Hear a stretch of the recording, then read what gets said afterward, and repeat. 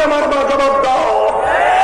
তোমাদের দেশে, তোমাদের ধর্ম রাষ্ট্রে একজন মুসলমান গরুর গোশত খাইতে চাওয়ার অপরাধে তার গোটা বাড়ি ঘর জ্বালিয়ে সারখার করে দিবা, না তাকে গরুর গোশত খাওয়ার অধিকার দেবা, জবাব দাও।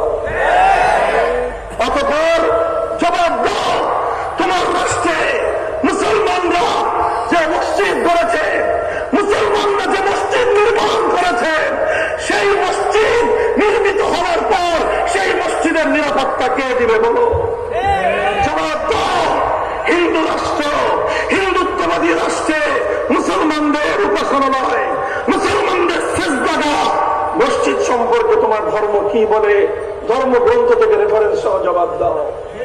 মুহতারাম হাজিরিন, এইভাবে একটার পর একটা যদি আমি প্রশ্ন করতে থাকি, হিন্দু ধর্মাবলম্বীদের কাছে জবাব চাইতে থাকি, জবাব চাইতে থাকবো, হিন্দু ধর্মাবলম্বীদের কাছ থেকে জবাব পাওয়া তো দূরের কথা, কোন শব্দ পাওয়া, শব্দ পাওয়া সম্ভব নয়।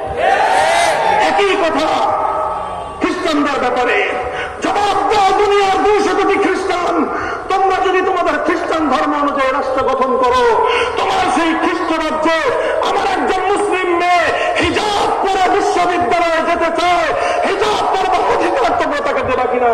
জবাব দাও।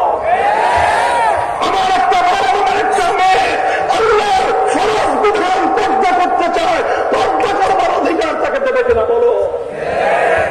আমার একজন মুসলিম